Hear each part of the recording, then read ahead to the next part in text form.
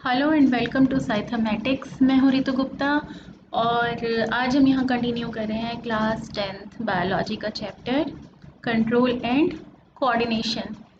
तो इसके पिछले दो लेक्चर्स जो हमने देखे हैं उसमें हम पढ़ चुके हैं कि प्लांट्स में कंट्रोल एंड कोऑर्डिनेशन कैसे होता है।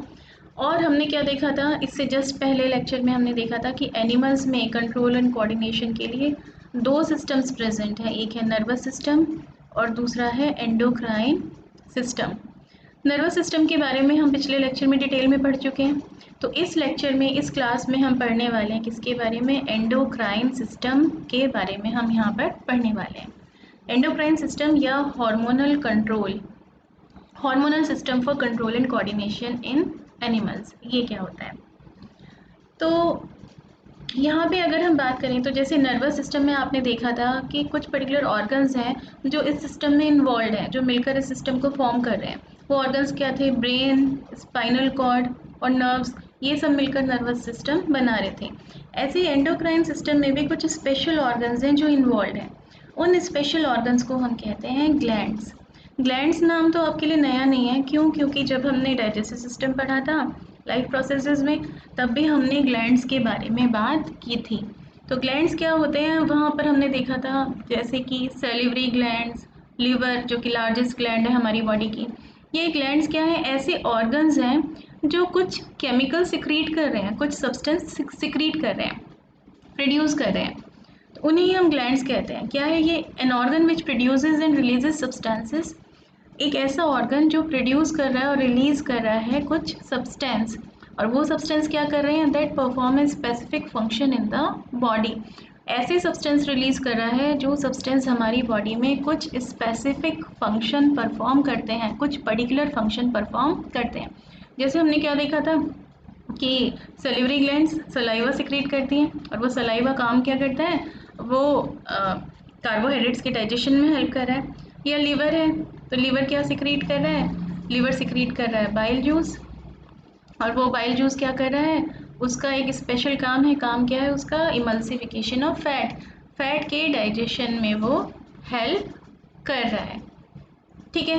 तो ग्लैंड्स क्या हैं, ग्लैंड्स ऐसे ऑर्गन्स हैं जो हमारी बॉडी में प्रेजेंट हैं, जिनका काम है कुछ पर्टिकुलर सब्सटेंसेस प्रोड्यूस करना, रिलीज करना या सिक्रीट करना, आप कुछ भी कह सकते हो इन तीनों वर्ड्स में से। और वो सब्सटेंस कुछ स्पेसिफिक यानी पर्टिकुलर फंक्शन हमारी बॉडी में परफॉर्म कर रहे हैं।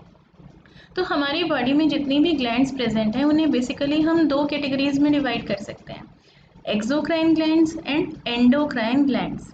ये क्या होती हैं? एक्सोक्राइन ग्लैंड एक ऐसी ग्लैंड है जो अपना सब्सटेंस सिक्रीट करती है थ्रू अ डक्ट, एक डक्ट, डक्ट यानी एक ट्यूब। जैसे सेलिवरी ग्लैंड है, तो सेलिवरी ग्लैंड में सलाइवा प्रोड्यूस हो रहा है, प्रोड्यूस होकर वो कहाँ जाएगा, फाइनली हमारे माउथ में पहुंचेगा, क्योंकि उसको तो माउथ में फंक्शन करना है। तो वो सलाइवा सेलिवरी ग्लैंड से माउथ तक कैसे आ रहा है, एक ट्यूब की हेल्प से आ रहा है, एक ट्यूब से होता हुआ आ रहा है। उसी ट्यूब को हम क्या कहते हैं, ट्यूब या वेसल से होता हुआ आ रहा है, उसी ट्यूब को हम डक्ट यहाँ पर बोल रहे हैं। ठीक है।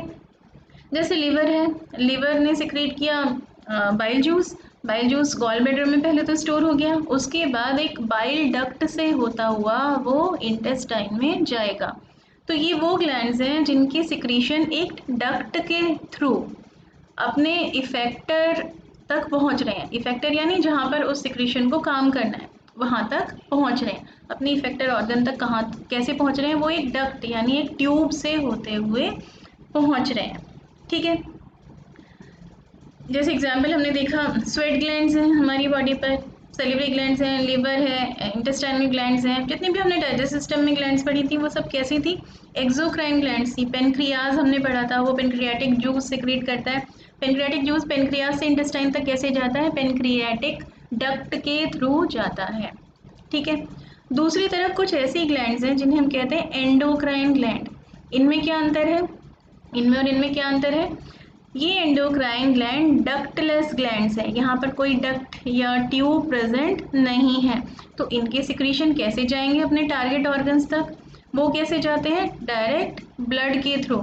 ये जो ग्लैंड्स हैं अपने सिक्रीशंस को कहाँ पर पोर कर देती है डायरेक्टली इनटू द ब्लड। ये अपने जो प्रोडक्ट्स हैं उन्हें डायरेक्टली ब्लड में सिक्रीट करती है, किसी ट्यूब से होकर या किसी डक्ट से होकर ये टारगेट ऑर्गन तक नहीं जाते। तो एंडोक्राइन ग्लैंड्स हैं, उनमें कुछ सब्सटेंसेस बने, वो सिक्रीट हुए कहाँ, डायरेक्ट ब्लड में उन्होंने डाल दिए। एंडोक्राइन ग्लैंड से डायरेक्ट कहाँ पहुँच गए, वो ब्लड में पहुँच गए और ब्लड के थ्रू फिर वो अपने टारगेट ऑर्गन्स तक पहुँच गए। ठीक है, तो ऐसी ग्लैंड्स को हम कहते हैं एंडोक्राइन ग्लैंड्स। एंडोक्राइन ग्लैंड्स जो केमिकल्स प्रोड्यूस कर रही हैं, जो प्रोडक्ट सिक्रीट कर रही हैं, उन्हीं प्रोडक्ट्स को हम बोलते हैं हार्मोन्स। उन्हीं केमिकल्स का नाम है हार्मोन्स। ठीक है, तो हार्मोन्स कहाँ से प्रोड्यूस होते हैं, वो प्रोड्यूस होते हैं एंडोक्राइन ग्लैंड से। एंडोक्राइन ग्लैंड में ये बनते हैं और डायरेक्टली कहाँ चले जाते हैं, डायरेक्टली ये पहुँच जाते हैं हमारे ब्लड में और ब्लड के थ्रू ये डिफरेंट ऑर्गन्स तक हमारे पहुँचते हैं, जहाँ पर जाकर ये कोई स्पेसिफिक फंक्शन परफॉर्म करते हैं। ठीक है, तो एक्सोक्राइन ग्लैंड में आपने देखा कि ट्यूब के थ्रू चीज़ें इधर से उधर जा रही हैं। अब किसी ट्यूब या डक्ट के थ्रू जब चीज़ें इधर से उधर जा रही हैं तो इतनी बड़ी बॉडी में बहुत बड़ी बड़ी ट्यूब्स का होना तो कॉम्प्लेक्स कर देगा और ज़्यादा चीज़ों को। तो इसलिए ये जो एक्सोक्राइन ग्लैंड्स हैं, इनमें नॉर्मली क्या होता है कि जो सिक्रीशन है इनका वो आसपास के एरिया में कहीं जाता है। जैसे पेनक्रियाज आपने देखा था कहाँ थी, एब्डोमिनल कैविटी में, और उसका सिक्रीशन कहाँ जा रहा है, इंटेस्टाइन में, स्मॉल इंटेस्टाइन में। वो भी कहाँ प्रेजेंट है, एब्डोमिनल कैविटी में। तो बहुत ज़्यादा दूर तक तो वो सिक्रीशन नहीं जा रहा है। तो ये जो एक्सोक्राइन ग्लैंड्स हैं, ये जो भी सिक्रीशन प्रोड्यूस करते हैं, वो सिक्रीशन कहाँ काम कर रहे हैं, वो अपने आसपास के ही किसी ऑर्गन पर काम कर रहे हैं, अपने आसपास ही कहीं पर फंक्शन कर रहे हैं। लेकिन एंडोक्राइन ग्लैंड में क्योंकि सिक्रीशन कहाँ जा रहे हैं, डायरेक्टली ब्लड में जा रहे हैं। अब ब्लड के कांटेक्ट में तो हमारे बॉडी के सारे ही पार्ट्स हैं, तो इनके सिक्रीशंस ज़रूरी नहीं है कि आसपास ही वर्क करें, वो दूर दूर तक भी वर्क कर सकते हैं। इनके जो टारगेट ऑर्गन्स हैं या टारगेट सेल्स हैं वो बॉडी में दूर दूर तक प्रेजेंट है, क्योंकि ब्लड के थ्रू ये हार्मोन्स दूर दूर तक बॉडी में जा सकते हैं। तो इनका जो इफ़ेक्ट है वो लोकलाइज नहीं है, इनका इफ़ेक्ट ज़्यादा वाइड स्प्रेड है। बॉडी में कई सारे अलग अलग ऑर्गन्स पर ये एक साथ में काम कर सकते हैं। ठीक है, तो ये जो कंट्रोल एंड कोऑर्डिनेशन की हम बात कर रहे हैं, हार्मोनल कंट्रोल की, इन्हीं हार्मोन्स की यहाँ पर हम बात कर रहे हैं। ये हार्मोन्स ऐसे केमिकल्स जो एंडोक्राइन ग्लैंड से सिक्रीट हो रहे हैं और ब्लड में डायरेक्टली पोर हो रहे हैं और ब्लड के थ्रू ये अपने टारगेट ऑर्गन्स तक जा रहे हैं या टारगेट सेल्स तक जा रहे हैं और वहाँ पर जाकर कुछ स्पेसिफिक फंक्शंस ये परफॉर्म कर रहे हैं।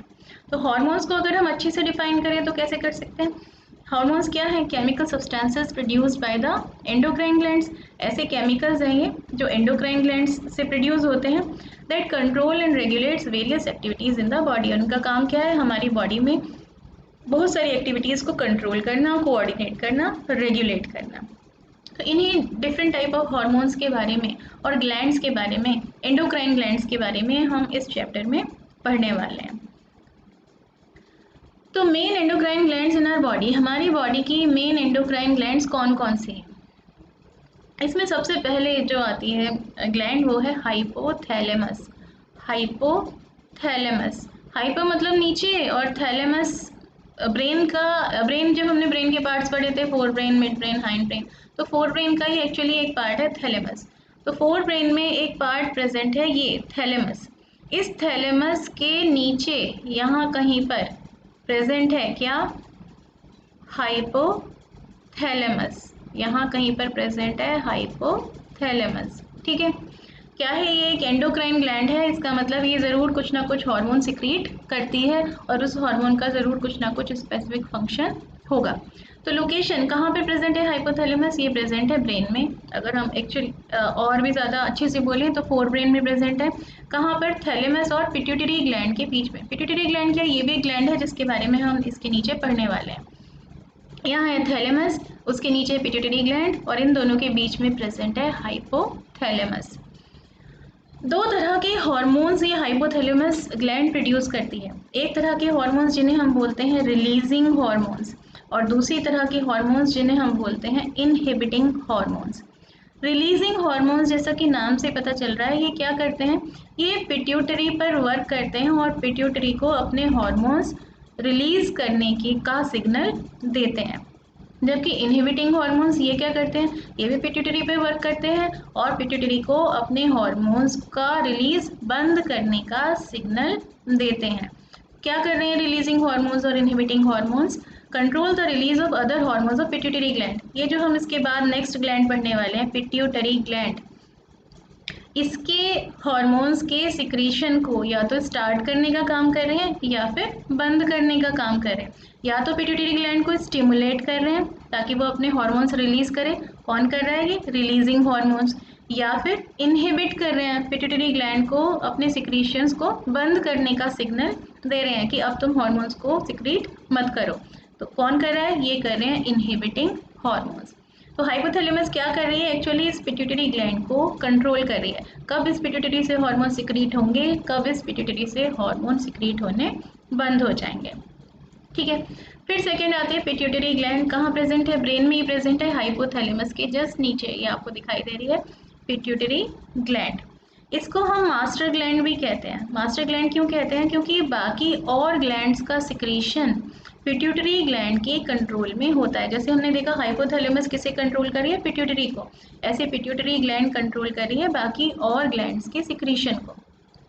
कहाँ प्रेजेंट है ये? ब्रेन में, फोर ब्रेन में प्रेजेंट है, between the hypothalamus and the pineal gland. Hypothalamus और पीनियल ग्लैंड के बीच में कहीं पर ये प्रेजेंट है, just behind the bridge of the nose. ये जो आपकी नोज होती है, नोज का जो ब्रिज है उसके जस्ट पीछे कहीं पर ये प्रेजेंट होती है। ठीक है। कौन कौन से हार्मोन ये सिक्रीट करती है? रिलीजिंग हार्मोन्स और इनहिबिटिंग हार्मोन्स तो ये रिलीज करती ही है, ये प्रोड्यूस करती ही है, क्योंकि इसका भी काम क्या है? दूसरे ग्लैंड्स के सिक्रीशंस को कंट्रोल करना। तो जैसे hypothalamus releasing hormone and inhibiting hormones produce करता था, ऐसे ये भी releasing hormones and inhibiting hormones produce करती है। रिलीजिंग हार्मोन्स क्या करते हैं? दूसरी ग्लैंड्स को स्टिमुलेट करते हैं अपने हार्मोन्स रिलीज करने के लिए, और इनहिबिटिंग हार्मोन्स क्या करते हैं? दूसरी ग्लैंड्स को के सिक्रीशन को बंद करने का सिग्नल देते हैं। तो जब ये इनहिबिटिंग हार्मोन्स प्रोड्यूस होंगे तो बाकी ग्लैंड्स के सिक्रीशंस बंद हो जाएंगे, बाकी ग्लैंड अपने हार्मोन सिक्रीट नहीं करेंगे। और जब रिलीजिंग हार्मोन जाएंगे उन ग्लैंड्स तक तो वो अपने हार्मोन्स को सिक्रीट करना स्टार्ट कर देंगे। तो ये पिट्यूटरी क्या कर रही है? बॉडी की बाकी ग्लैंड्स को कंट्रोल कर रही है, इसीलिए हम इसको क्या बोलते हैं? हम इसको मास्टर ग्लैंड बोलते हैं। एक दूसरा बहुत इंपॉर्टेंट हार्मोन जो ये प्रोड्यूस करती है वो है ग्रोथ हार्मोन। ग्रोथ हार्मोन, नाम से ही पता चल रहा है ग्रोथ हार्मोन क्या काम करता होगा। ये हमारे ग्रोथ को रेगुलेट करने का काम करता है, ग्रोथ को कंट्रोल करने का काम करता है। ग्रोथ हार्मोन अगर सही अमाउंट में हमारी बॉडी में प्रेजेंट है तो हमारी ग्रोथ भी बिल्कुल सही तरीके से होगी। अगर ग्रोथ हार्मोन का अमाउंट में कुछ गड़बड़ हो जाती है, ज़्यादा प्रोड्यूस होने लगता है, कम प्रोड्यूस होने लगता है, तो उसी के अकॉर्डिंग हमारी ग्रोथ भी नॉर्मल नहीं होगी। तो नॉर्मल ग्रोथ के लिए क्या चाहिए? Normal amount of growth hormone body में प्रोड्यूस होना ज़रूरी है। ठीक है। तो हमने यहाँ पर दो ग्लैंड्स कौन कौन सी पढ़ी? हाइपोथैलेमस ब्रेन में प्रेजेंट है, इसका काम क्या है? पिट्यूटरी को कंट्रोल करना दो हार्मोन्स की हेल्प से। रिलीजिंग हार्मोन्स जो पिट्यूटरी को स्टिमुलेट करते हैं अपने हार्मोन्स रिलीज करने के लिए। इनहिबिटिंग हार्मोन्स जो पिट्यूटरी को रोक देते हैं अपने हार्मोन्स रिलीज करने से। फिर पिट्यूटरी ग्लैंड, ये भी फोर ब्रेन में ही प्रेजेंट है, इसको हम मास्टर ग्लैंड भी कहते हैं क्योंकि इसका काम है बाकी ग्लैंड्स के सिक्रेशंस को कंट्रोल करना। एक तो एक ग्रोथ हार्मोन प्रोड्यूस करती है जो ग्रोथ को रेगुलेट कर रहा है, हमारी फिजिकल ग्रोथ को रेगुलेट कर रहा है, और दूसरा रिलीजिंग हार्मोन्स और इनहिबिटिंग हार्मोन्स प्रोड्यूस कर रही है। रिलीजिंग हार्मोन्स जो बाकी ग्लैंड्स को स्टिमुलेट कर रहे हैं ताकि वो अपने हार्मोन्स को सिक्रीट करें। इनहिबिटिंग हार्मोन्स जो बाकी ग्लैंड्स को रोक रहे हैं अपने सिक्रीशंस प्रोड्यूस करने से। अब अगर इसमें कुछ प्रॉब्लम हो जाती है, सपोज कीजिए ग्रोथ हार्मोन जो है वो ठीक से सिक्रीट नहीं हो पा रहा, तो क्या होगा? तो डिसऑर्डर्स, ये पिट्यूटरी ग्लैंड अगर ठीक से काम नहीं करेगी तो बॉडी में क्या डिसऑर्डर्स हो सकते हैं? पिट्यूटरी ग्लैंड अगर सही से काम नहीं कर रही तो दो केसेस हो सकते हैं। या तो जो ग्रोथ हार्मोन है वो उसका ओवर प्रोडक्शन हो गया है, ज़रूरत से ज़्यादा अमाउंट में प्रोड्यूस हो गया, या फिर इस ग्रोथ हार्मोन का अंडर सिक्रीशन, अंडर प्रोडक्शन हो रहा है, यानी इसकी डेफिशिएंसी हो रही है, कमी हो रही है। या तो बॉडी में ग्रोथ हार्मोन बहुत ज़रूरत से ज़्यादा हो गया, या फिर बॉडी में ग्रोथ हार्मोन की कमी हो गई। ग्रोथ हार्मोन अगर बहुत ज़्यादा बॉडी में सिक्रीट होगा तो क्या होगा? एक्सेसिव ग्रोथ होगी, बहुत ज़्यादा हम लंबे चौड़े हो जाएंगे, है ना। इस कंडीशन को क्या बोलते हैं? जाइगेंटिज्म। इसको हम बोलते हैं जाइगेंटिज्म, इस बीमारी को हम बोलते हैं जाइगेंटिज्म। क्यों हो रही है जाइगेंटिज्म? क्योंकि ग्रोथ हार्मोन एक्सेस अमाउंट में बॉडी में प्रोड्यूस हो रहा है, जिसकी वजह से हमारी जो ग्रोथ है वो अनकंट्रोल्ड हो गई है, वो बहुत ज़्यादा हो गई है, जिसकी वजह से हम बहुत लंबे चौड़े हो गए हैं। और अगर ग्रोथ हार्मोन की कमी रह जाएगी तो इसका जस्ट अपोजिट होगा, तो हमारी ग्रोथ सही से नहीं हो पाएगी, पुअर ग्रोथ होगी, हम हाइट में भी छोटे रह जाएंगे, वीक रह जाएंगे। उस कंडीशन को हम क्या बोलते हैं? डार्फिज्म। डार्फ यानी बौना। डार्फिज्म क्यों हो रहा है? हम क्यों छोटे रह जा रहे हैं हाइट में, बहुत ज़्यादा छोटे? क्योंकि हमारी बॉडी में ग्रोथ हार्मोन अगर सही से प्रोड्यूस नहीं हो रहा है तो हमारी प्रॉपर ग्रोथ नहीं होगी। तो ये इस बीमारी को हम बोलेंगे डार्फिज्म। पिट्यूटरी ग्लैंड के दो सही से काम नहीं करने से बॉडी में या तो जाइगेंटिज्म नाम की बीमारी हो सकती है या डार्फिज्म नाम की बीमारी हो सकती है। ये दो कंडीशंस हो सकती हैं। जाइगेंटिज्म जहाँ पर ग्रोथ हार्मोन का ज़रूरत से ज़्यादा प्रोडक्शन हो गया है, इससे एक्सेसिव ग्रोथ हो गई है। और डार्फिज्म जहाँ ग्रोथ हार्मोन की डेफिशिएंसी हो गई है, कमी हो गई है, जिसकी वजह से ग्रोथ सही से नहीं हुई है, पुअर ग्रोथ हुई है, स्टंटेड ग्रोथ हुई है, ग्रोथ रुक गई है, सही से नहीं हो पा रही है। इसके बाद अगली ग्लैंड आती है पीनियल ग्लैंड। पीनियल ग्लैंड भी कहाँ प्रेजेंट है? ये भी ब्रेन में ही प्रेजेंट है। ये जो आपको यहाँ दिखाई दे रही है पीनियल ग्लैंड, ठीक है, फोर ब्रेन में ही ये प्रेजेंट है। Deep in the centre of the brain, brain के सेंटर में कहीं पर अंदर की तरफ ये प्रेजेंट होती है। ये सिक्रीट करती है एक हार्मोन जिसका नाम है मेलेटोनिन। मेलेटोनिन इसका काम क्या है? हमारे स्लीप पैटर्न को रेगुलेट करना, यानी हमारी स्लीप अवेक साइकिल जो है, sleep wake patterns, sleep wake pattern यानी कब हम सोएंगे और कब हम जागेंगे, कब हमारी बॉडी को नींद की ज़रूरत फील होगी और कब हमारी बॉडी को फ्रेशनेस फील होगी ताकि हम जाग जाएंगे। वो किसके कंट्रोल में है? वो इस मेलेटोनिन नाम के हार्मोन के कंट्रोल में है, जो पीनियल ग्लैंड से सिक्रीट होता है। तो ये जो मेलेटोनिन है, अगर लाइट प्रेजेंट हो आसपास तो मेलेटोनिन की सिक्रीशन कम होती है, लेकिन अगर डार्कनेस प्रेजेंट हो तो मेलेटोनिन की सिक्रीशन ज़्यादा होती है।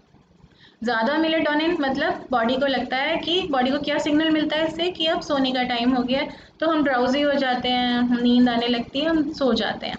और मेलेटोनिन अगर कम होगा तो क्या होगा? हम अवेक हो जाएंगे, हम जाग जाएंगे। तो इसीलिए आपने देखा होगा जब आप रात को सोते हैं, कभी आप लाइट जला के सोते हैं तो आपको बहुत अच्छे से नींद नहीं आती, लेकिन अगर आप डार्क रूम में सोते हैं तो आपको बहुत अच्छे से नींद आ जाती है। क्यों? क्योंकि डार्कनेस में मेलेटोनिन का सिक्रीशन ज़्यादा होता है, लाइट में मेलेटोनिन का सिक्रीशन रुक जाता है। तो ये हमारे स्लीप पैटर्न को रेगुलेट करने का काम करता है। नेक्स्ट आते हैं हम थायराइड ग्लैंड। थायराइड ग्लैंड कहाँ पर प्रेजेंट है? ये प्रेजेंट है इन फ्रंट ऑफ नेक, हमारी नेक में प्रेजेंट है। ट्रैकिया के अराउंड ये रैप्ड है, ये ट्रैकिया दिखाई दे रही है आपको, ट्रैकिया के चारों तरफ ये इस तरह से यहाँ पर प्रेजेंट है बटरफ्लाई शेप में। ये जो आपको दिखाई दे रही है ये क्या है? ये है थायराइड ग्लैंड, ठीक है, ये बटरफ्लाई शेप की ग्लैंड। तो ट्रैकिया के अराउंड ये प्रेजेंट है। दो हार्मोन्स ये बेसिकली सिक्रीट करती है, एक है थायरॉक्सिन और एक है कैल्सिटोनिन। थायरॉक्सिन हार्मोन का काम है हमारी बॉडी की मेटाबॉलिज्म को कंट्रोल करना। मेटाबॉलिज्म का क्या मतलब है? हमारी बॉडी में जितनी भी रिएक्शंस हो रही हैं, बायोकेमिकल रिएक्शंस जितनी भी हैं, उन सबको हम बोलते हैं मिलाकर मेटाबॉलिज्म, ठीक है। तो ये थायरॉक्सिन क्या कर रहा है? हमारी बॉडी में जितनी भी रिएक्शंस हो रही हैं उनको कंट्रोल कर रहा है कि रिएक्शन कितनी फास्ट होंगी या कितनी स्लो होंगी, वो सब किसके अंडर आ रहा है? थायरॉक्सिन के अंदर, थायरॉक्सिन के कंट्रोल में।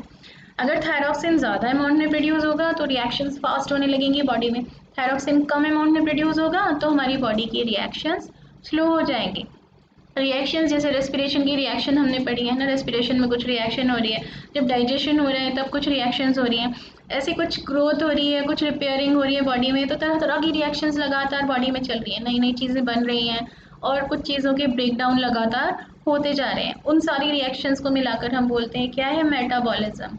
और इन सारी रिएक्शंस का यानी मेटाबॉलिज्म का कंट्रोल किसके पास है? थायरॉक्सिन के पास है। दूसरा हार्मोन है कैल्सिटोनिन।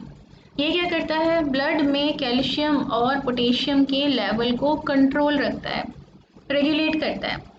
अब हमारे ब्लड में भी हर चीज़ का एक डेफिनेट लेवल होना चाहिए, एक नॉर्मल लेवल होना चाहिए। अगर वो चीज़ बहुत कम हो जाएगी तो भी बॉडी को नुकसान होगा और ज़्यादा हो जाएगी तब भी बॉडी को नुकसान होगा, हमारे सेल्स ठीक से काम नहीं कर पाएंगे। तो कैल्शियम का भी एक पर्टिकुलर लेवल हमारी बॉडी में, हमारे ब्लड में चाहिए, और पोटेशियम का भी एक पर्टिकुलर लेवल हमारे ब्लड में चाहिए होता है। तो उसी लेवल को रेगुलेट करने का काम करता है कैल्सिटोनिन। कैसे कि कभी अगर ब्लड में कैल्शियम ज़्यादा हो जाता है तो ये कैल्सिटोनिन का सिक्रीशन बढ़ जाता है, ज़्यादा कैल्सिटोनिन सिक्रीट होता है और ये ब्लड में कैल्शियम के लेवल को रिड्यूस कर देता है ताकि कैल्शियम लेवल नॉर्मल लेवल तक पहुंच जाए, कैल्शियम हमारा नॉर्मल लेवल तक पहुंच जाए। तो कैल्सिटोनिन का काम क्या है? कैल्शियम और पोटेशियम के लेवल्स को ब्लड में रेगुलेट करना, रिड्यूस करना कैल्शियम के लेवल्स को ब्लड में। अगर ये थायराइड ग्लैंड ठीक से काम नहीं करेगी तो क्या क्या कंडीशंस हो सकती हैं, क्या बीमारियां हो सकती हैं, क्या डिसऑर्डर्स हो सकते हैं? इसमें से पहला आता है हाइपरथायरॉयडिज्म। हाइपरथायरॉयडिज्म, हाइपर यानी ज़्यादा। यहाँ पे क्या हो रहा है, थायराइड ग्लैंड जो है वो ज़्यादा तेज़ी से फंक्शन कर रही है। ज़्यादा फंक्शन कर रही है तो क्या हो रहा है, थायरॉक्सिन का ओवर सिक्रीशन हो रहा है। थायरॉक्सिन जितना ज़रूरी है उससे ज़्यादा अमाउंट में बॉडी में सिक्रीट हो रहा है। ज़्यादा थायरॉक्सिन यानी अब जो मेटाबॉलिक रिएक्शंस हैं वो सब कैसी हो जाएंगी, फास्ट हो जाएंगी। तो ये जो फास्ट हो जाएंगी तो हमारी बॉडी को तो भाई एक सही एक नॉर्मल बैलेंस हर चीज़ का चाहिए होता है। हमें ये भी नहीं चाहिए कि हमारा जो मेटाबॉलिज्म है बहुत फास्ट हो जाए, हमें ये भी नहीं चाहिए कि हमारा मेटाबॉलिज्म बहुत स्लो हो जाए। उसका बहुत फास्ट हो जाना भी हमारे लिए एक डिज़ीज़ है और उसका बहुत स्लो हो जाना भी हमारे लिए एक डिज़ीज़ है। तो जब थायरॉक्सिन का ओवर सिक्रीशन होता है, एक्सेस ऑफ थायरॉक्सिन हो जाता है, तो हमारी बॉडी की मेटाबॉलिज्म इंक्रीज़ हो जाती है। उससे और प्रॉब्लम्स हमें होने लगती हैं, जैसे वेट लॉस होने लगता है, हार्ट बीट हमारी इरेगुलर हो जाती है, वीकनेस हो जाती है, ये सारी प्रॉब्लम्स हमें होना शुरू हो जाती हैं। इसका जस्ट अपोजिट क्या है, हाइपोथायरॉयडिज्म। हाइपो मतलब, अब हाइपोथायरॉयडिज्म क्या है, इसका जस्ट उल्टा है। ये क्या होता है, अगर थायरॉक्सिन की डेफिशिएंसी हो गई यानी कमी हो गई बॉडी में, तो थायरॉक्सिन जितना चाहिए था उतना सिक्रीट नहीं हो रहा है, कम अमाउंट में सिक्रीट हो रहा है। तो क्या होता है, अब इस चीज़ को पूरा करने के लिए, थायरॉक्सिन की कमी को पूरा करने के लिए, ये जो थायराइड ग्लैंड है ये स्वेल हो जाती है, ये साइज में बड़ी हो जाती है। साइज में बड़ी क्यों हो जाती है, साइज में बड़ी हो जाएगी तो थोड़ा थायरॉक्सिन का प्रोडक्शन बढ़ जाएगा। तो उससे क्या होता है, क्योंकि ये थायराइड ग्लैंड जो है वो नेक में प्रेजेंट है, तो सपोज ये हमारा एक पर्सन है, ये उसका नेक है, तो उसका नेक कैसा हो जाता है, उसका नेक सोलन हो जाता है। क्या हो गया है, ये हो गया है उसका नेक सोलन। सोलन यानी फूल गया है, सूज गया है। फूल क्यों गया है ये, क्योंकि इसके अंदर जो थायराइड ग्लैंड प्रेजेंट है वो, उसका साइज बढ़ गया है। साइज क्यों बढ़ गया है, क्योंकि उसको तो सही अमाउंट में थायराइड प्रोड्यूस करना वो चाह रही है, जबकि बॉडी में थायराइड की प्रोडक्शन कम हो रही है। तो इस बीमारी को, जिसमें नेक इस तरह से सोलन हो जाता है, क्यों, हाइपोथायरॉयडिज्म की वजह से, क्योंकि थायराइड हार्मोन, थायरॉक्सिन हार्मोन कम बन रहा है, उसको हम बोलते हैं गॉइटर। क्या बोलते हैं इसको, इसे हम बोलते हैं गॉइटर। तो हाइपोथायरॉयडिज्म में क्या होता है, गॉइटर नाम की बीमारी हमें हो जाती है, जिसमें हमारी थायराइड ग्लैंड का साइज बढ़ जाता है, जिससे कि हमारा नेक सोलन हो जाता है। अब थायराइड, ये जो थायरॉक्सिन हार्मोन है, एक्चुअली इसको बनाने के लिए एक मिनरल आयोडीन बहुत इसेंशियल है।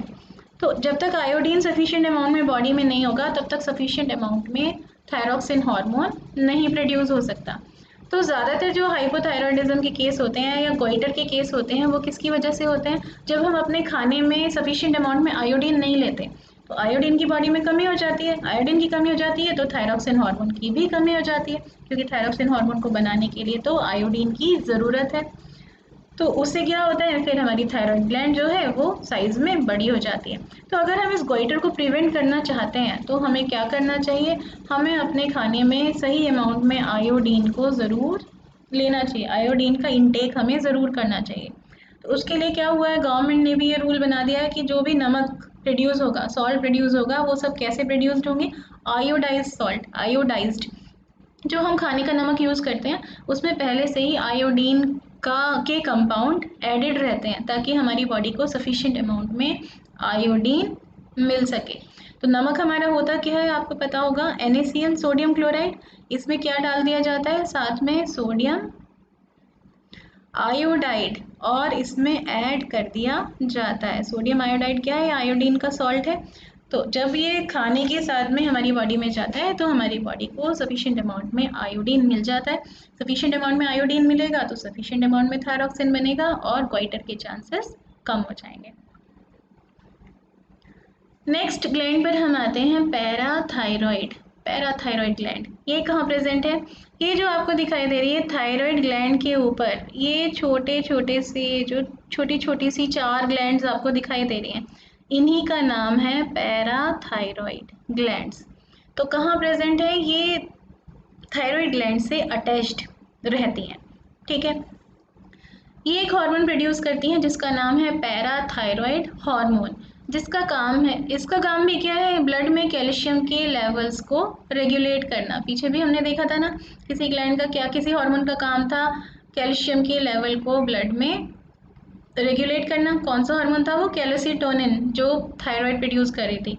तो कैल्सिटोनिन के साथ में ये मिलकर काम करता है पैराथायरॉइड हार्मोन।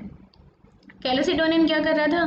ब्लड में कैल्शियम के लेवल को रिड्यूस कर रहा था। इसका काम क्या है? उसका जस्ट उल्टा, ये इंक्रीज करता है ब्लड में कैल्शियम के लेवल को। अगर हमारे ब्लड में किसी वजह से कैल्शियम की कमी हो गई है तो कैल्शियम के लेवल को ब्लड में बढ़ाने का काम करता है पैराथायरॉइड हार्मोन। इसके बाद आती है एक और ग्लैंड, थाइमस। थाइमस ग्लैंड में स्पेशल बात क्या है कि जो इन्फेंट्स होते हैं, बहुत छोटे बच्चे होते हैं, उनमें तो ये ग्लैंड बहुत ज़्यादा एक्टिव रहती है। लेकिन जैसे जैसे हम प्यूबर्टी की एज पर आते हैं, प्यूबर्टी यानी सेक्सुअल मैच्योरिटी को हम रीच करते हैं, उस एज तक पहुंचने के बाद ये थाइमस ग्लैंड जो है ये धीरे धीरे डीजेनरेट होने लगती है, इनएक्टिव होना शुरू हो जाती है। ये उसके बाद इसकी ये कम फंक्शन करने लगती है और करीब 65 इयर्स की एज तक जाते जाते ये पूरी तरह से डीजेनरेट हो जाती है और उसके बाद ये काम करना बंद कर देती है। प्रेजेंट कहाँ पर है? ये हमारी चेस्ट में प्रेजेंट है, in the upper front part of your chest, between the lungs. Lungs के बीच में ये जो आपको यहाँ दिखाई दे रही है क्या है? Thymus gland. हमारे यहाँ पर लंग्स प्रेजेंट होते हैं, याद होगा आपको, थोरेसिक कैविटी है ये, थोरेसिक कैविटी में लंग्स प्रेजेंट होते हैं। लंग्स के बीच में यहाँ पर चेस्ट में हमारे ये प्रेजेंट होती है। काम क्या है इसका? ये एक हार्मोन सिक्रीट करती है जिसका नाम है थाइमोसिन, और इसका काम है हमारी बॉडी की इम्यूनिटी को बूस्ट करना, इम्यूनिटी को बढ़ाना, ऐसे सेल्स प्रोड्यूस करना जो वायरस से और बैक्टीरिया से और फॉरेन मटेरियल से फाइट कर सके।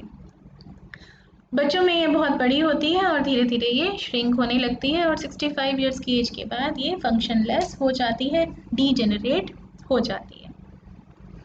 नेक्स्ट ग्लैंड पर आते हैं एड्रिनल और सुप्रारीनल ग्लैंड्स। सुप्रारीनल मतलब रीनल, याद होगा आपको, हमने पढ़ा था एक्सक्रीटरी सिस्टम में। तो रीनल जहाँ भी वर्ड आ गया इसका मतलब किसकी बात कर रहे हैं? हम किडनीज की बात कर रहे हैं। और सुप्रारीनल मतलब किडनीज के ऊपर। तो क्योंकि ये कहाँ प्रेजेंट है? ये प्रेजेंट है किडनीज के ऊपर, इसीलिए इनको सुप्रारीनल ग्लैंड्स भी कहते हैं। वैसे इनका जनरल नाम क्या है? Adrenal glands. तो प्रेजेंट कहाँ है ये? On top of each kidney, एक इस किडनी के ऊपर और एक इस किडनी के ऊपर, पेयर में ये प्रेजेंट है। ये कौन से हार्मोन्स प्रोड्यूस करती है? ये 2 तरह के हार्मोन्स प्रोड्यूस करती है, एपिनेफ्रिन और दूसरा है नॉर एपिनेफ्रिन। एपिनेफ्रिन का एक नाम और है एड्रिनलिन, और ऐसे ही नॉर एपिनेफ्रिन का एक और नाम है नॉर एड्रिनलिन, ठीक है। तो ये जो दोनों नाम मैंने यहाँ पर लिखे हुए हैं ये एक ही हार्मोन के 2 नाम हैं, और ये जो ग्रीन से 2 नाम यहाँ लिखे हुए हैं ये भी एक ही हार्मोन के 2 नाम हैं। तो 2 हार्मोन्स बेसिकली ये प्रोड्यूस कर रही है, एपिनेफ्रिन जिसका दूसरा नाम एड्रिनलिन भी है, और दूसरा हार्मोन है नॉर एपिनेफ्रिन जिसका दूसरा नाम नॉर एड्रिनलिन भी है। इन दोनों नामों के आगे नॉर नॉर लगाकर हमने दूसरा नाम, ये दूसरे हार्मोन का नाम बनाया हुआ है। काम क्या करते हैं ये दोनों मिलजुल कर? एक ही काम करते हैं, हमारी बॉडी को स्ट्रेस के लिए प्रिपेयर करना। कोई स्ट्रेस की सिचुएशन है, कोई खतरे की सिचुएशन है, हमारी बॉडी डेंजर फील कर रही है या टेंशन फील कर रही है, तो उस सिचुएशन में बॉडी को कोप अप करने के लिए तैयार करते हैं कौन? ये दोनों हार्मोन्स। इसीलिए इनको हम स्ट्रेस हार्मोन्स भी कहते हैं। एपिनेफ्रिन और नॉर एपिनेफ्रिन क्या है? ये स्ट्रेस हार्मोन्स हैं। क्यों? क्योंकि ये हमारी बॉडी को स्ट्रेस की सिचुएशंस को टॉलरेट करने के लिए तैयार करते हैं। तो स्ट्रेस की सिचुएशंस कैसी? जब आपको कोई डेंजर फील हो रहा है, जैसे आप अगर रोड पे जा रहे हैं, अचानक से आपने देखा कि कोई पागल डॉगी है वो आपके पीछे भागता हुआ आ रहा है, तो ये क्या है? ये डेंजर की सिचुएशन है, तो स्ट्रेस की सिचुएशन है। तो ऐसे में क्या होगा? अब आपके दिमाग में 2 चीज़ें आएंगी, या तो आप वहाँ खड़े रहकर कोई पत्थर वत्थर ढूंढेंगे और उसको उस डॉगी पर थ्रो करके उसे भगाने की कोशिश करेंगे, यानी आप क्या करेंगे? आप फाइट करेंगे। या फिर आप क्या करेंगे, आप सोचेंगे मैं और तेज़ी से भागकर यहाँ से दूर चला जाता हूँ, किसी के घर में चला जाता हूँ, वहाँ से आप उस पर्टिकुलर जगह से भाग जाने की आप कोशिश करेंगे, उसको हम क्या बोलते हैं, फ्लाइट।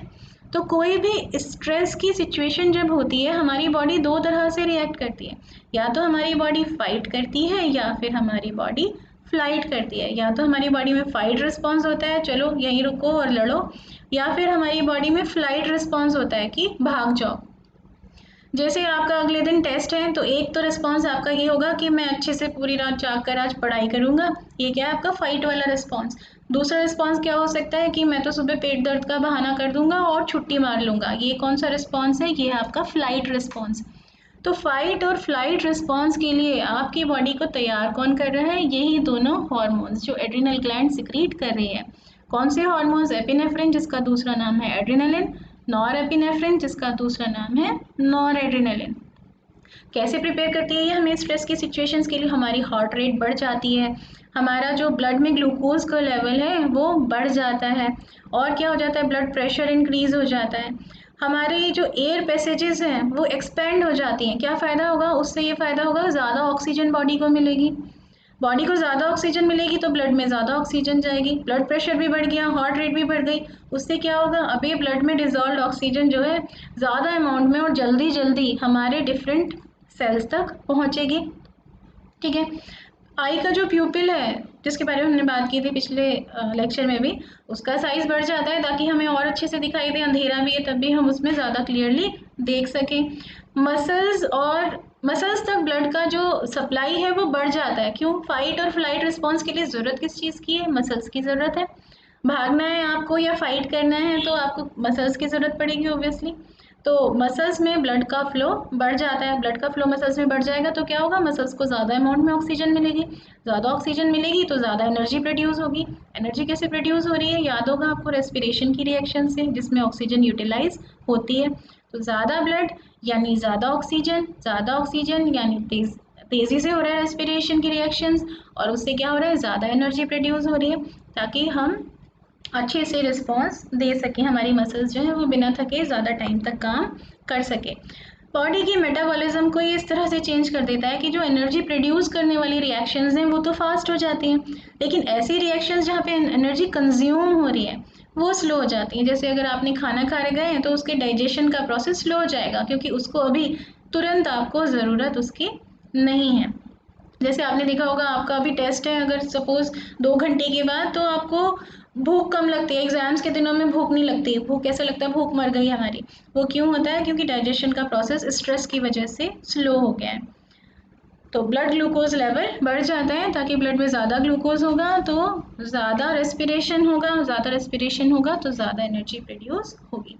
तो ये एड्रिनल ग्लैंड जो दो हार्मोन्स प्रोड्यूस कर रही है, इनका काम है हमारी बॉडी को स्ट्रेस के लिए तैयार करना, फाइट या फ्लाइट रिस्पॉन्स के लिए हमारी बॉडी को प्रिपेयर करना।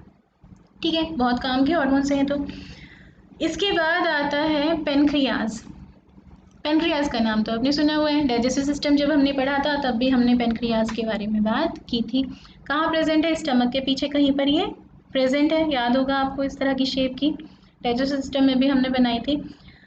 अब इस ग्लैंड में एक खास बात है क्या, कि ये एंडोक्राइन भी है और एक्सोक्राइन भी है, दोनों तरह से ये काम करती है। इसका कुछ पार्ट तो एक्सोक्राइन ग्लैंड की तरह काम करता है। कौन सा पार्ट, जो डाइजेशन में इन्वॉल्व है, क्या प्रोड्यूस कर रहा था वो, डाइजेस्टिव जूसेस, और स्पेशली अगर हम इसका नाम बोले तो क्या नाम था इसका, pancreatic juice. Pancreatic juice produce करती है पेनक्रियाज, आपको याद होगा। और ये पेनक्रियाटिक जूस तो पेनक्रियाटिक डक्ट से होता हुआ, एक ट्यूब से होता हुआ इंटेस्टाइन में जाता है। तो ये कैसे काम कर रही है, यहाँ पर एक्सोक्राइन ग्लैंड की तरह काम कर रही है। लेकिन ये इसका कुछ पार्ट एंडोक्राइन ग्लैंड की तरह भी काम करता है, ये हार्मोन्स भी सिक्रीट, इसका कुछ पार्ट है जो हार्मोन्स सिक्रीट करता है, और वो हार्मोन्स कहाँ सिक्रीट करता है, डायरेक्ट ब्लड में सिक्रीट करता है। तो ये एंडोक्राइन ग्लैंड भी है और एक्सोक्राइन ग्लैंड भी है, क्योंकि ये हार्मोन्स भी सिक्रीट कर रही है और डाइजेस्टिव एंजाइम्स भी सिक्रीट कर रही है। मेन काम क्या है, इसके जो दो हार्मोन्स हैं जो ये सिक्रीट कर रही है, ये मिलजुल कर ब्लड में ग्लूकोज के लेवल को कंट्रोल करने का काम करते हैं। तो हमारे ब्लड में ग्लूकोज का भी एक ऑप्टिमम अमाउंट चाहिए, एक पर्टिकुलर अमाउंट चाहिए। हमारी बॉडी को ना तो कोई चीज़ एक्सेस में चाहिए, ना ही कोई चीज़ कम चाहिए। हर चीज़ का एक डेफिनेट अमाउंट होना चाहिए, एक पर्टिकुलर रिक्वायर्ड अमाउंट है उतना होना चाहिए। तो ये दो हार्मोन्स जो प्रोड्यूस कर रही है उसमें से पहला है इंसुलिन। ये क्या करता है, ब्लड में ग्लूकोज के लेवल को कम करता है।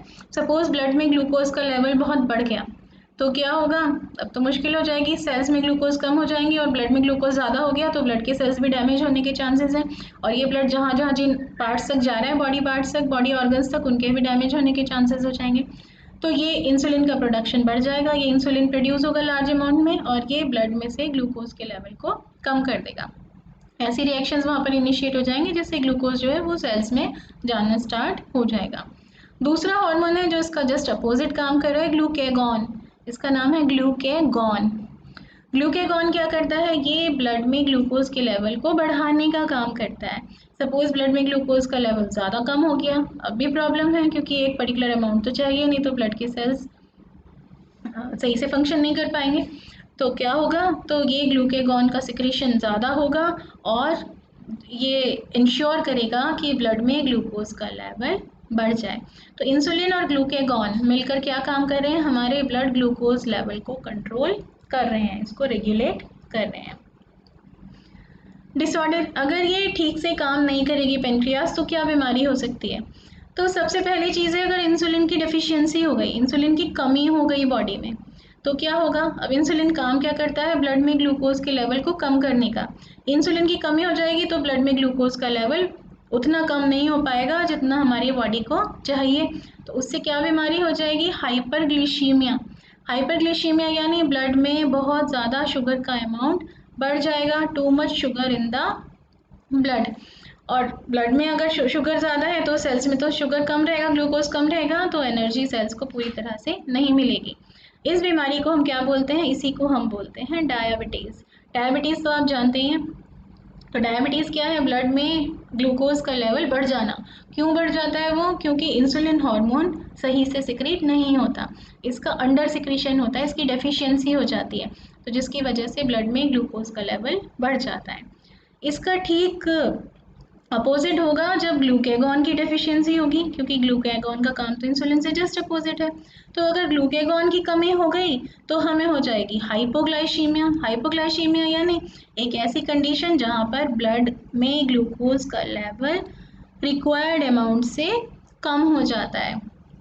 ठीक है, तो पेनक्रियाज ग्लैंड अगर ठीक से काम नहीं कर रही तो क्या क्या हो सकता है, अगर इंसुलिन की डेफिशिएंसी है तो डायबिटीज़ हो सकती है जिसमें ब्लड में ग्लूकोज का लेवल बढ़ जाता है। ग्लूकेगॉन की डेफिशिएंसी हो रही है तो हाइपोग्लिसीमिया हो सकता है जिसमें ब्लड में ग्लूकोज का लेवल कम हो जाता है। नेक्स्ट लाइन पर आते हैं हम, ओवरीज। अब ओवरीज में स्पेशल बात क्या है कि ये जो ओवरीज हैं ये प्रेजेंट है सिर्फ फीमेल्स में, ओनली इन फीमेल्स, ये सिर्फ फीमेल्स में प्रेजेंट होती हैं। ठीक है, कहाँ प्रेजेंट है, एब्डोमिनल कैविटी में लोअर साइड, नीचे की तरफ, लोअर एब्डोमेन में प्रेजेंट है, on either side of uterus.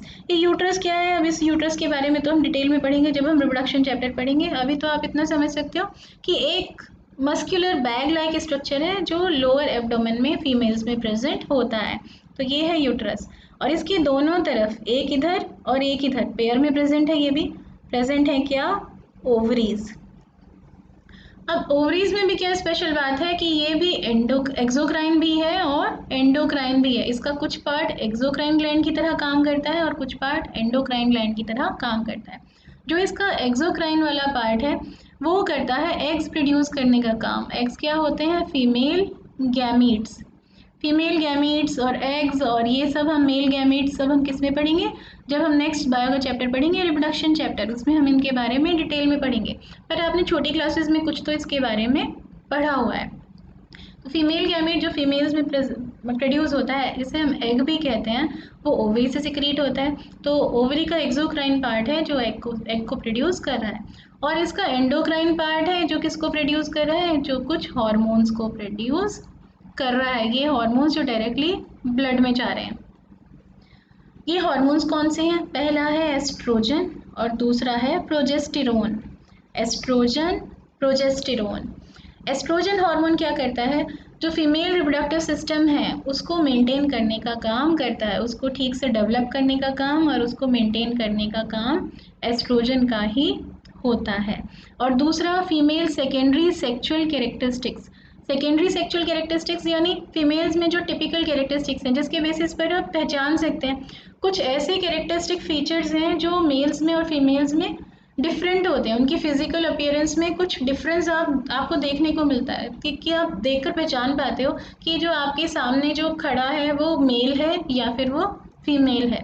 तो फीमेल्स में जो सेकेंडरी सेक्सुअल कैरेक्टरिस्टिक्स हैं कैसे कैसे, कि उसमें जो है फीमेल्स में ब्रेस्ट डेवलप होती हैं, या आर्म पिट में हेयर प्रेजेंट है, या फिर जो उनकी आवाज़ है वो श्रिल है। इस तरह के जो भी फीचर्स हैं इनके बारे में भी हम रिप्रोडक्शन चैप्टर में बात करेंगे, जिन्हें हम सेकेंडरी सेक्सुअल कैरेक्टरिस्टिक्स कहते हैं। उन्हें डेवलप करने का काम, मेंटेन करने का काम भी एस्ट्रोजन करता है। दूसरा हार्मोन है प्रोजेस्टेरोन। इसका रोल है प्रेगनेंसी में, प्रेगनेंसी को मेंटेन करने का काम प्रोजेस्टेरोन करता है। ठीक है, तो ओवरी सिर्फ फीमेल्स में प्रेजेंट है, ये एक्सोक्राइन ग्लैंड की तरह भी काम कर रही है और एंडोक्राइन ग्लैंड की तरह भी काम कर रही है।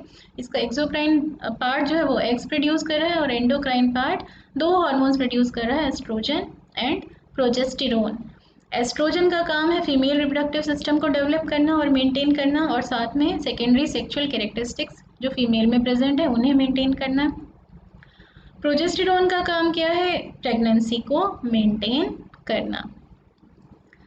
फिर आती है उसके बाद टेस्टिस। अब ये जो टेस्टिस है ये क्या है, ये सिर्फ मेल्स में ही प्रेजेंट है, ये प्रेजेंट है only in males. Location abdominal cavity के बाहर, एब्डोमिनल कैविटी है ये पूरी, इसके बाहर, एब्डोमिनल कैविटी के अंदर ये प्रेजेंट नहीं है, एब्डोमिनल कैविटी के बाहर प्रेजेंट है। किसमें, ये जो पाउच लाइक स्ट्रक्चर आपको दिखाई दे रहा है, ये बैग लाइक स्ट्रक्चर आपको दिखाई दे रहा है एक छोटा सा, जिसको बोलते हैं स्क्रोटम, जिसको बोलते हैं स्क्रोटम। इस स्क्रोटम के अंदर टेस्टिस प्रेजेंट होती है, ये भी पेयर में प्रेजेंट है, एब्डोमिनल कैविटी के बाहर प्रेजेंट है, पेयर में प्रेजेंट है। स्क्रोटम यानी एक पाउच लाइक स्ट्रक्चर है, उसके अंदर ये प्रेजेंट है। ये भी एक्सोक्राइन ग्लैंड की तरह भी काम करती है और एंडोक्राइन ग्लैंड की तरह भी काम करती है। इसका जो एक्सोक्राइन पार्ट है वो स्पर्म्स प्रोड्यूस करता है, स्पर्म्स यानी मेल गैमीट्स। गैमीट्स तो आपने पढ़े हैं, आपको याद होगा फर्टिलाइजेशन क्या होता है, गैमीट्स फ्यूज होकर जाइगोट फॉर्म करते हैं, याद होगा आपको छोटी क्लासेस में। तो मेल गैमेट को प्रोड्यूस करने का काम कर रहा है टेस्टिस का एक्सोक्राइन पार्ट, और इसका जो एंडोक्राइन पार्ट है वो क्या प्रोड्यूस कर रहा है, वो प्रोड्यूस कर रहा है हार्मोन्स। कौन से हार्मोन्स, जिनका नाम है टेस्टोस्टेरोन। तो टेस्टोस्टेरोन नाम के हार्मोन से प्रोड्यूस कर रहा है।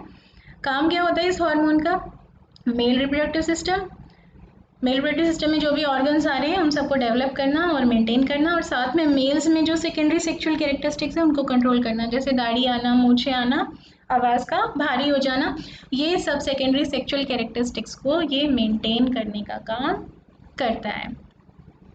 ठीक है, तो ये तो हो गई हमारी बॉडी में जितनी भी ग्लैंड्स प्रेजेंट थी उनके बारे में, और कौन कौन से हार्मोन्स वो प्रोड्यूस कर रही हैं और उन हार्मोन्स का क्या क्या काम है। अब ये जो हार्मोन्स का प्रोडक्शन है ये रेगुलेटेड कैसे है, कैसे हमारी बॉडी को पता चलता है कि कौन सा हार्मोन कितने अमाउंट में और कब प्रोड्यूस करना है। तो हार्मोन रेगुलेशन के लिए जो मैकेनिज्म बॉडी में प्रेजेंट है उसे हम कहते हैं फीडबैक मैकेनिज्म। फीडबैक मैकेनिज्म होती क्या है ये, फीडबैक मैकेनिज्म क्या है, ये एक ऐसी मैकेनिज्म है जिससे हमारी बॉडी में हार्मोन के बैलेंस को मेंटेन किया जाता है। ठीक है, होता क्या है इसमें, जब किसी हार्मोन का सिक्रीशन बढ़ जाता है या कम हो जाता है तो उसी की वजह से कुछ ऐसे बॉडी में चेंजेस होते हैं, बॉडी में कुछ ऐसी रिएक्शंस होती हैं जिससे उसी पर्टिकुलर हार्मोन, बॉडी को हमारे पता चल जाता है कि उसी पर्टिकुलर हार्मोन की और सिक्रीशन की ज़रूरत है, या अब इसके सिक्रीशन को इनहिबिट कर देने की, रोक देने की ज़रूरत है, और उसी के अकॉर्डिंग हमारी बॉडी एक्ट करती है, हमारी बॉडी उसी के अकॉर्डिंग रिएक्ट करती है। तो हो क्या रहा है यहाँ पर, द इंक्रीज और decrease in the concentration of A hormone, किसी हार्मोन की कंसंट्रेशन का बढ़ना या कम होना बॉडी में can either stimulate the secretion of that particular hormone और इनहिबिटेड सिक्रीशन, उस पर्टिकुलर हार्मोन के सिक्रीशन को स्टिमुलेट कर सकता है या फिर उसके सिक्रीशन को इनहिबिट कर सकता है, रोक सकता है। इसी को हम कहते हैं फीडबैक मैकेनिज्म। अगर किसी हार्मोन के सिक्रीशन से उसी हार्मोन का सिक्रीशन स्टिमुलेट हो रहा है, यानी किसी पर्टिकुलर हार्मोन का बॉडी में सिक्रीशन हुआ और उसकी वजह से बॉडी ने और उसी हार्मोन को सिक्रीट करना स्टार्ट कर दिया, तो उस केस में हम इसे कहते हैं पॉजिटिव फीडबैक। और अगर किसी हार्मोन का बॉडी में सिक्रीशन हुआ और उससे कुछ ऐसा हुआ कि अब हमारी बॉडी ने उसके सिक्रीशन को बंद कर दिया, तो उसे हम कहते हैं नेगेटिव फीडबैक। कैसे? अभी एग्जाम्पल देखकर आप इसको ठीक से समझोगे। जैसे इंसुलिन का सिक्रीशन हमारी बॉडी में कैसे रेगुलेटेड है, कैसे हमारी बॉडी रेगुलेट करती है कि इंसुलिन प्रोड्यूस होना चाहिए अब या फिर इसका प्रोडक्शन बंद हो जाना चाहिए। तो होता क्या है, हमने खाना खाया, खाना खाएंगे तो उसमें हम कार्बोहाइड्रेट्स खाएंगे, उनका ब्रेक डाउन होगा, डाइजेशन होगा, क्या प्रोड्यूस होगा, ग्लूकोज प्रोड्यूस होगा। ग्लूकोज चला गया कहाँ पर, हमारे ब्लड में ग्लूकोज की अमाउंट बढ़ गई। ब्लड में ग्लूकोज की अमाउंट बढ़ते ही हमारे पेनक्रियाज के पास सिग्नल जाता है और हमारी पेनक्रियाज इंसुलिन का सिक्रीशन स्टार्ट कर देती है। अब इंसुलिन का सिक्रीशन स्टार्ट हो गया। इंसुलिन का काम क्या है, ब्लड में से ग्लूकोज को कम करना, ब्लड में से सेल्स में पहुंचा देना ग्लूकोज को। तो ब्लड में ग्लूकोज का सिक्रीशन कम होना शुरू हो गया, तो क्या हो गया, glucose in blood decreases, blood में ग्लूकोज हो गया कम। अब एक पर्टिकुलर लेवल से कम तो हमें नहीं चाहिए। अब हमारी बॉडी को पता चल गया कि ग्लूकोज का जो सिक्रीशन है, ग्लूकोज का जो लेवल है वो ब्लड में कम हो गया है, तो अब ऑटोमेटिकली हमारी पेनक्रियाज के पास सिग्नल पहुंच जाएगा और वो इंसुलिन के सिक्रीशन को बंद कर देगी। ठीक है, तो ब्लड में ग्लूकोज का लेवल जब ज़्यादा था तो पेनक्रियाज को हमारे सिग्नल मिला कि इंसुलिन को सिक्रीट करो, और इंसुलिन ने ग्लूकोज पे काम करना शुरू किया, ग्लूकोज का लेवल कम हो गया। ग्लूकोज का लेवल कम हो गया तो हमारी पेनक्रियाज को सिग्नल मिल गया कि अब इंसुलिन का प्रोडक्शन बंद कर दो, अब इसकी ज़रूरत नहीं है। क्योंकि अभी भी अगर इंसुलिन का प्रोडक्शन होता रहे तो सोचो क्या होगा, ब्लड में से ग्लूकोज बिल्कुल ही ख़त्म हो जाएगा। ब्लड में ग्लूकोज ख़त्म हो जाएगा तो ब्लड के तो सेल्स ही ज़िंदा नहीं रह पाएंगे ना, एनर्जी तो उन्हें भी चाहिए। तो यही है feedback mechanism of hormone regulation. Feedback mechanism यानी एक हार्मोन का सिक्रीशन ही डिसाइड कर रहा है कि उसका और फर्दर सिक्रीशन होना चाहिए या फिर उसका सिक्रीशन अब रुक जाना चाहिए। तो ये सारा था हमारा हार्मोनल कंट्रोल या एंडोक्राइन सिस्टम में। एक बार एक टेबुलर फॉर्म में हम इसको रिवाइज कर लेते हैं फटाफट से, जो कुछ भी हमने यहाँ पर पढ़ा है। तो हमने क्या देखा था, सबसे पहली ग्लैंड हमने पढ़ी थी हाइपोथैलेमस। हाइपोथैलेमस जो प्रेजेंट है ब्रेन में, दो तरह के हार्मोन्स ये प्रोड्यूस करती है, रिलीजिंग हार्मोन्स, इनहिबिटरी हार्मोन्स। काम क्या है इनका, ये पिट्यूटरी के को या तो स्टिमुलेट कर रहे हैं, रिलीजिंग हार्मोन्स पिट्यूटरी को स्टिमुलेट कर रहे हैं और इनहिबिटरी हार्मोन्स पिट्यूटरी के सिक्रीशन को बंद कर रहे हैं। पिट्यूटरी जिसको हम मास्टर ग्लैंड भी कहते हैं, पिट्यूटरी ग्लैंड ये भी ब्रेन में ही प्रेजेंट है।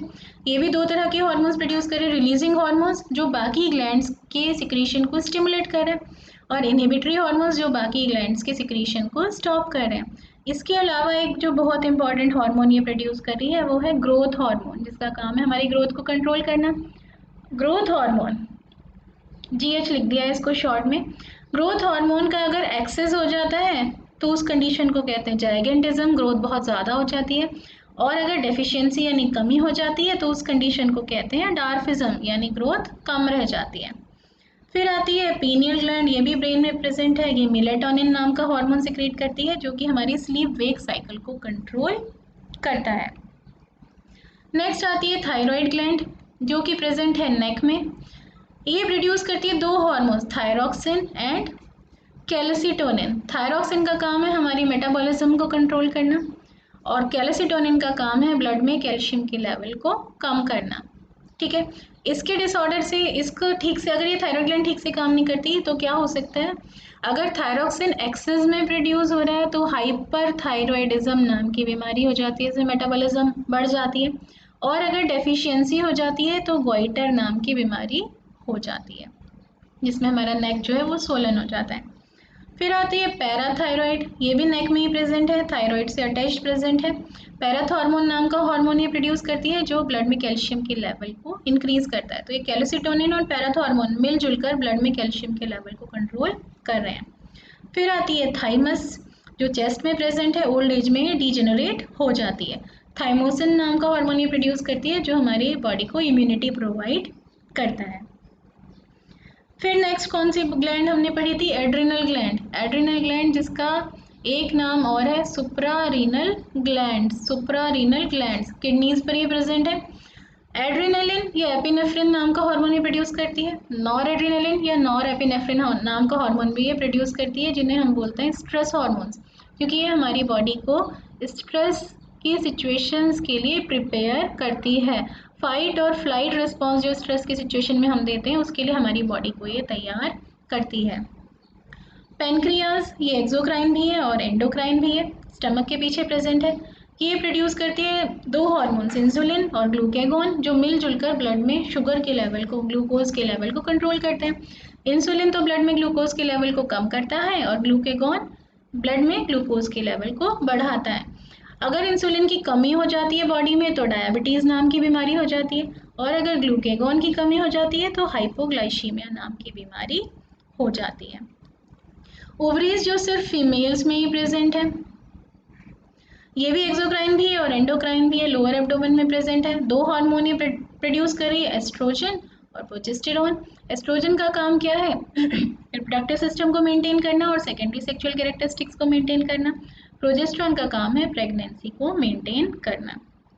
टेस्टिस जो सिर्फ मेल्स में प्रेजेंट है, ये भी एक्सोक्राइन भी है और एंडोक्राइन भी है। ये एब्डोमिनल कैविटी के बाहर एक पाउच में प्रेजेंट है जिसे हम स्क्रोटम कहते हैं, और टेस्टोस्टेरोन नाम का हार्मोन ये प्रोड्यूस करता है जिसका काम है रिप्रोडक्टिव सिस्टम को, मेल रिप्रोडक्टिव सिस्टम को डेवलप करना, मेंटेन करना, और साथ में मेल्स में सेकेंडरी सेक्सुअल कैरेक्टरिस्टिक्स को भी मेंटेन करना। ठीक है, तो ये सब तो हो गया हमारा एंडोक्राइन सिस्टम। अब बस एक आखिरी टॉपिक हमारे पास क्या रह गया है? हार्मोनल कंट्रोल जो हमने पढ़ा है, और नर्वस कंट्रोल। हमने देखा है एनिमल्स में कंट्रोल एंड कोऑर्डिनेशन दो सिस्टम से हो रहा है, एक तो नर्वस सिस्टम से हो रहा है और एक एंडोक्राइन सिस्टम से हो रहा है, हार्मोन्स की हेल्प से हो रहा है। तो इन दोनों में डिफरेंस क्या है, वो डिफरेंसेस हम यहाँ पर समराइज कर रहे हैं। हार्मोनल सिस्टम जो है, हार्मोनल सिस्टम यानी एंडोक्राइन सिस्टम, यहाँ पर जो सिग्नल्स एक जगह से दूसरी जगह जा रहे हैं, जो इन्फॉर्मेशन एक जगह से दूसरी जगह जा रही है, वो किसके फॉर्म में जा रही है? केमिकल्स की फॉर्म में जा रही है, जिन केमिकल्स को हम हार्मोन्स कहते हैं। तो यहाँ पर क्या प्रेजेंट है? केमिकल सिग्नल्स प्रेजेंट है। नर्वस सिस्टम में हमने क्या देखा था? इन्फॉर्मेशन इलेक्ट्रिक करंट की फॉर्म में एक जगह से दूसरी जगह जा रही थी, जिन्हें हम कहते थे नर्व इम्पल्स या इलेक्ट्रिक इम्पल्स। तो यहाँ पर इलेक्ट्रिकल सिग्नल्स प्रेजेंट होते हैं। हार्मोनल सिस्टम में क्या है? एंडोक्राइन सिस्टम में केमिकल सिग्नल्स प्रेजेंट है, केमिकल्स हैं जो सिग्नल की तरह काम कर रहे हैं। नर्वस सिस्टम में करंट है जो सिग्नल की तरह काम कर रहा है, इलेक्ट्रिकल सिग्नल्स यहाँ पर प्रोड्यूस होते हैं। ये जो केमिकल्स हैं कैसे ट्रेवल कर रहे हैं, एक जगह से दूसरी जगह कैसे जा रहे हैं? ये ब्लड के थ्रू जा रहे हैं। हमें पता है केमिकल ब्लड में रिलीज हो जाते हैं, ब्लड के थ्रू ये टारगेट ऑर्गन तक जाते हैं। जबकि यहाँ पे सिग्नल कैसे ट्रेवल हो रहा है? ये न्यूरॉन्स के थ्रू ट्रेवल हो रहा है। हार्मोनल कंट्रोल में ये सारे प्रोसेस में थोड़ा सा टाइम लगता है। ग्लैंड है, वो स्टिमुलेट हुई, उसने हार्मोन सिक्रीट किया, फिर वो हार्मोन ब्लड में गया, ब्लड के थ्रू वो टारगेट ऑर्गन्स तक गया और वहाँ पर जाकर उसने काम किया। तो ये सिस्टम कैसा है? इसमें रिस्पॉन्स जो है वो कंपैरेटिवली स्लो है, बहुत स्लो तो नहीं है लेकिन इसके कंपैरिजन में स्लो है। जबकि नर्वस सिस्टम में जो रिस्पॉन्स है वो बहुत क्विक है। आपने गर्म प्लेट पर हाथ रखा और तुरंत हाथ पीछे हो गया, क्विक रिस्पॉन्स है। हॉर्मोन्स का जो इफेक्ट है वो लॉन्ग लास्टिंग है। एक बार हार्मोन सिक्रीट कर दिए, वो ब्लड में गए, ब्लड से टारगेट ऑर्गन तक गए, अब वो काफ़ी टाइम तक वहाँ पर हैं और काफ़ी टाइम तक वो अपना इफेक्ट शो कर रहे हैं। जैसे ग्रोथ हार्मोन है, ग्रोथ हार्मोन हमारे सेल्स तक गया तो क्या होगा? उससे हमारे सेल्स को ये सिग्नल मिलता रहेगा कि हाँ ग्रो होना है। ठीक है, तो लॉन्ग लास्टिंग इसका इफेक्ट होता है। या कोई स्ट्रेस की सिचुएशन आई तो ऐसा थोड़ी ना होता है कि एकदम से स्ट्रेस की सिचुएशन ख़त्म हुई और हमारी बॉडी बिल्कुल नॉर्मल हो गई, हमें उसके बाद भी हम थोड़े टाइम तक टेंशन की स्टेट में रहते हैं। तो इसका इफ़ेक्ट क्या है? लॉन्ग लास्टिंग है, ज़्यादा टाइम तक इसका इफ़ेक्ट रहता है। जबकि नर्व इम्पल्स का इफ़ेक्ट शॉर्ट लिव्ड है, बस जैसे ही सिग्नल गया वैसे कुछ चेंज हुआ और ख़त्म, फिर दूसरा सिग्नल आया, फिर कुछ चेंज हुआ, फिर ख़त्म। एक्चुअली यही रीज़न है जिसकी वजह से हमारी बॉडी में हार्मोनल सिस्टम प्रेजेंट है, नहीं तो हमारी बॉडी का काम क्या सिर्फ नर्वस सिस्टम से नहीं चल सकता था? पर प्रॉब्लम क्या है, सपोज ग्रोथ का सिग्नल देना है सेल को। अब ग्रोथ का सिग्नल देने के लिए अगर नर्वस सिस्टम यूज़ करना है बॉडी को, तो बार बार सेल्स तक ये नर्व इम्पल्स पहुंचानी पड़ेगी कि ग्रो करो ग्रो करो ग्रो करो ग्रो करो, या ग्रोथ वाली रिएक्शंस करनी है, ग्रोथ वाली रिएक्शंस करनी है। तो उसमें बॉडी की बहुत सारी एनर्जी वेस्ट होगी। लेकिन यहाँ पे क्या होता है, ग्रोथ हार्मोन सिक्रीट किया और वो डिफरेंट सेल्स तक चला गया ब्लड के थ्रू, और डिफरेंट सेल्स को बहुत टाइम तक ये स्टिमुलस मिल रहा है कि हाँ हमें ग्रो करना है, ये सिग्नल मिल रहा है कि हमें ग्रो करना है। बार बार हमें नर्व इम्पल्स यहाँ पहुँचाने की ज़रूरत नहीं है। तो हॉर्मोन्स का जो इफ़ेक्ट है वो लॉन्ग लास्टिंग है, जबकि जो नर्व इम्पल्स होती है उसका इफ़ेक्ट शॉर्ट लिव्ड है, बहुत कम टाइम के लिए होता है। हार्मोनल सिस्टम में जितने भी रिस्पॉन्सेज आप देख रहे हो सब इनवॉलेंट्री है, हमारी विल के कंट्रोल में नहीं है। एड्रिनल ग्लैंड ने सपोज कीजिए एड्रिनलिन सिक्रीट किया या नॉर एड्रिनलिन सिक्रीट किया, तो हमारी बॉडी में क्या हुआ, हम ज़ोर ज़ोर से सांस लेने लगे, पसीने आने लगे, डाइजेशन का प्रोसेस रुक गया, हार्ट फास्टर बीट करने लगा। ये सारा रिस्पॉन्स हमारी विल के, हमारी इच्छा के कंट्रोल में नहीं है। कैसे हैं रिस्पॉन्सेस, इनवॉलेंट्री है। ग्रोथ हार्मोन रिलीज हो रहा है, हम ग्रो कर रहे हैं, इसको हम कंट्रोल नहीं कर सकते। तो ये सारे रिस्पॉन्सेस कैसे हैं, इनवॉलेंट्री। ये हमारी इच्छा यानी हमारी विल के कंट्रोल में नहीं है। जबकि नर्वस सिस्टम में तो हमने पढ़ा है दो तरह की नर्व्स होती हैं, कुछ नर्व्स हैं जो इनवॉलेंट्री एक्शंस को कंट्रोल कर रही हैं, कुछ हैं जो वॉलेंट्री एक्शंस को कंट्रोल कर रही हैं। तो ये जो नर्वस सिस्टम में हमारे रिस्पॉन्सेज हैं ये इनवॉलेंट्री भी हो सकते हैं और वॉलेंट्री भी हो सकते हैं। इनवॉलेंट्री जैसे इंटरनल ऑर्गन्स में जो हमारी मूवमेंट हो रही है वो इनवॉलेंट्री है। वॉलेंट्री जो भी हम अपना हाथ मूव कर रहे हैं या पैर मूव कर रहे हैं, हम चल रहे हैं या हम बोल रहे हैं या हम लिख रहे हैं, ये सब कैसा है, ये वॉलेंट्री रिस्पॉन्स है। तो नर्वस सिस्टम में रिस्पॉन्सेज इनवॉलेंट्री भी होते हैं और वॉलेंट्री भी होते हैं, लेकिन हार्मोनल सिस्टम यानी एंडोक्राइन सिस्टम में रिस्पॉन्सेज हमेशा इनवॉलेंट्री ही होते हैं। ठीक है, तो इसके साथ में हमारा आज ये चैप्टर पूरा ख़त्म हो गया, कंट्रोल एंड कोऑर्डिनेशन का। बहुत इंपॉर्टेंट चैप्टर है ये और थोड़ा सा मुश्किल भी है, क्योंकि बहुत सारे ग्लैंड्स और बहुत सारे हार्मोन्स और ऐसे ही ब्रेन का स्ट्रक्चर आपने देखा, बहुत सारे नाम आपको इसमें याद करने की ज़रूरत पड़ेगी और इसको अच्छे से समझने की भी आपको ज़रूरत पड़ेगी। तो आप इसको अच्छे से देखना।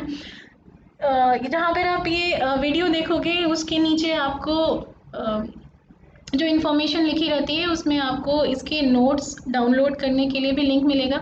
एक्चुअली हर वीडियो में आपको वीडियो के नीचे आपको नोट्स डाउनलोड करने का एक लिंक दिया रहता है, तो उसको आप अगर क्लिक करेंगे तो आपको ये सारे के सारे नोट्स भी मिल जाएंगे जो आपको याद करने में चीज़ों को आसानी करेंगे। ठीक है, तो आप इसको अच्छे से प्रिपेयर कर लेना। तो नेक्स्ट वीडियो में मिलते हैं, तब तक के लिए बाय, टेक केयर।